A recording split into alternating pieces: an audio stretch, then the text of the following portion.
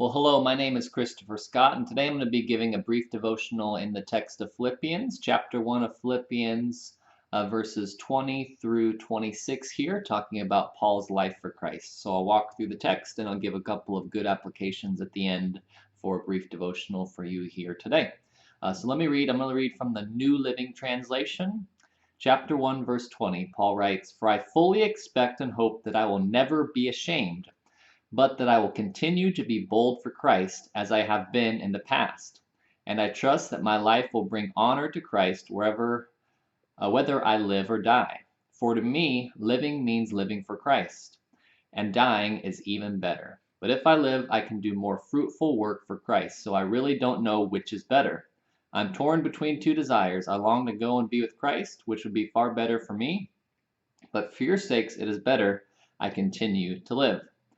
Knowing this, I am convinced that I will remain alive so I can continue to help all of you grow and experience the joy of your faith. And when I come to you again, you will have even more reason to take pride in Christ Jesus because of what he is doing through me." So in this passage here, Paul is pretty much talking about how his desire is to go and be with Christ, but he really needs to stay on earth and serve people. Even though he's in prison, awaiting to be tried, waiting for his trial, he still wants to serve others and live for them. So there's two good applications we can make for this passage. Number one, sometimes we have good options and bad options. Sometimes we have good options and better options in life. And Paul here has two good options, right? He has a good option to go and be with Christ, or a better option is for him to stay on earth and serve in his own mind because he really wants to serve and help the people on earth. I think it's probably better for him to go and be with Christ in his mind, but it's better for the people for him to stay on earth, if that makes sense.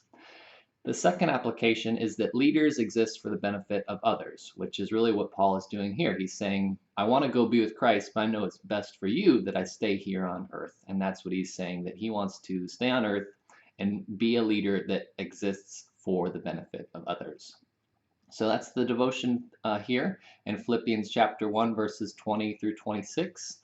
If you want to learn more about the book of Philippians in the Bible, you can visit my blog. I teach verse by verse through the book of Philippians. You can follow the link in the descriptions below and find lots of free resources on my blog at christopherscottblog.com.